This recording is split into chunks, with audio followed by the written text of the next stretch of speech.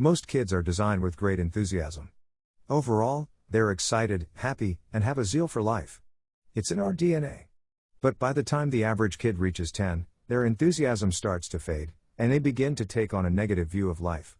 The Force put that enthusiasm in each of us for a purpose, but if we're going to keep it, we have to stir it up on a daily basis.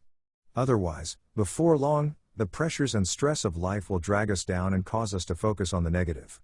There was a man who was very down and discouraged, so he talked to someone who followed the Force.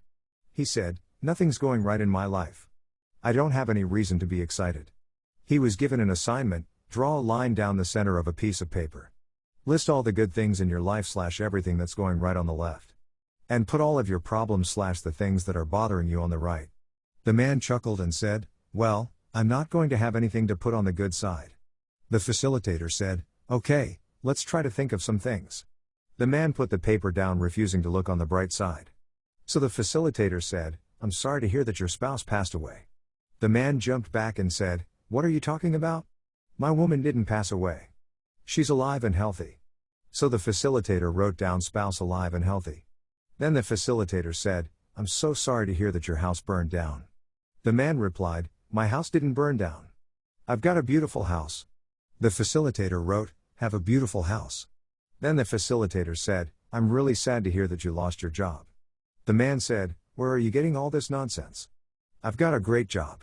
He wrote down, "Have a great job." About that time, the man caught on. He said, "Give me the list." He wrote down a couple of dozen more good things in his life. By the time he was finished, he went out of there with a completely different attitude. All he had to do to regain his enthusiasm was to simply change his perspective. If you are struggling to stay excited about your life, if you struggle to stay motivated, why not list all the things that you can be grateful for? If you have your health, write it down. If you have your eyesight, write it down.